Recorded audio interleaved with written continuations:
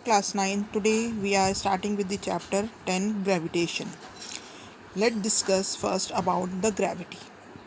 Gravity is one of the most basic forces in the universe. It plays a fundamental role not only in the structure of our solar system but also in the way object behaves on earth. Right? Gravity is the pull, और जो अर्थ जो है अपनी तरफ हमें खींचने के लिए लगाती है। फॉर बिकॉज ऑफ दैट हम चल पाते हैं, खड़े हो पाते हैं, या कोई भी चीज़ जो हम अपवर्ड थ्रो करते हैं वो वापस ग्रेविटेशन पुल की वजह से नीचे आती है। ठीक, let's see what gravitation is. Gravitation is the force of attraction between two object in the universe. Gravitation may be the attraction of the object by the earth.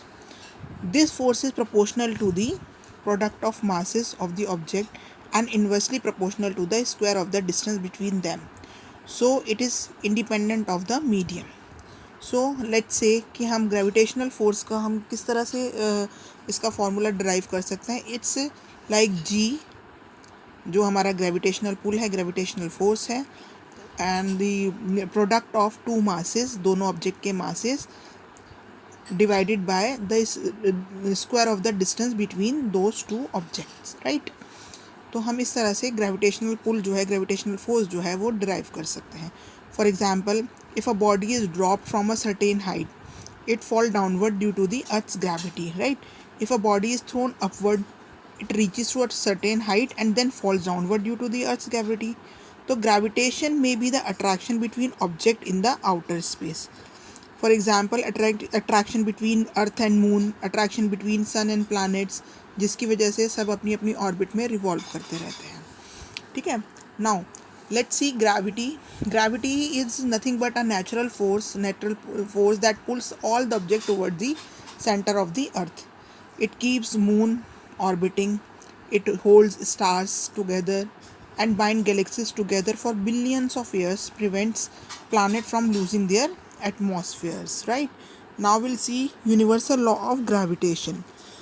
The universal law of gravitation states that every object in the universe attracts every other object with a force which is directly proportional to the product of the masses and inversely proportional to the square of the distance between them. जो अभी हमने formula देखा कि force, जो gravitational force जो है वो हमारा G मल्टीप्लाइड बाय, या G and the product of the masses of the two objects and divided by the distance, square of the distance between these two objects. ये आपका जो फिगर दिखाई दे रही है उसमें भी आपको दिख रहा है. देखो, एक में अर्थ दिखा रखा है एंड मून दिखा रखा है.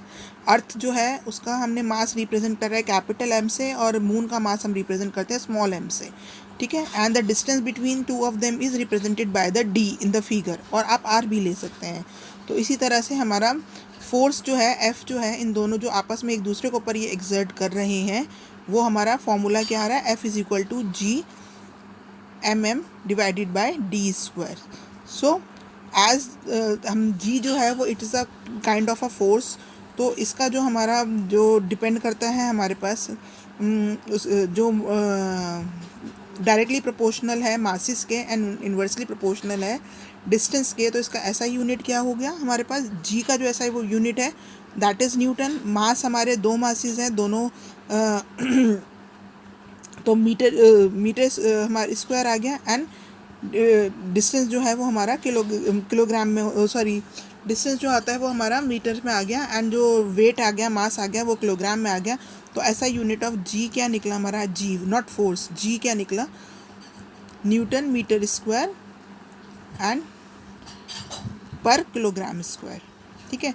और इसकी वैल्यू क्या होती है, 6.673 multiplied by 10⁻11 newton metre square per kilogram square. ठीक है. The strength of the gravitational attraction between two object depend upon two factor, how big the objects are, क्योंकि उनके मासेस मैटर करते हैं, and how far apart they are, कि उनके बीच का distance क्या है. ठीक है. नाउ फ्री फॉल, कोई भी चीज़ अगर फ्री फॉल होती है तो with negligible air resistance falling object can be consider freely falling. Object of different shade accelerate differently. ठीक है. जैसे स्टोन या फेदर अगर हम थ्रो करते हैं, कहीं भी फ्री फॉल करते हैं, तो because of the it's depend upon the weight of that object, stone जो है वो जल्दी नीचे पहुंच जाएगा, फेदर जो है वो लाइट है तो थोड़ा देर में नीचे पहुंचेगा. तो free fall depends upon the different acceleration obtained by the different objects. ठीक है.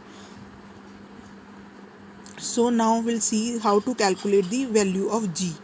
मतलब accelerate small g. Capital G is the gravitational pull. Now this is a small g which represent acceleration due to gravity, right? So acceleration due to gravity is denoted by small g and the unit is meter per second square. ठीक है. From the second law of motion, force is the product of mass and acceleration. ये हमने पढ़ा F is equal to ma. ठीक है. So for free fall, force is the product of mass and acceleration due to the gravity. तो F is equal to m multiply by g. और M G को हम ये ले सकते हैं, अभी हमने देखा था कि फोर्स क्या है, G M M upon R square. तो हम क्या कह सकते हैं, या हम कह सकते हैं, ठीक है, G is equal to G M upon R square. ठीक है, क्योंकि m से m कैंसिल हो जाएगा यहाँ. Where m is the mass of the earth and d is the distance between the object and the earth.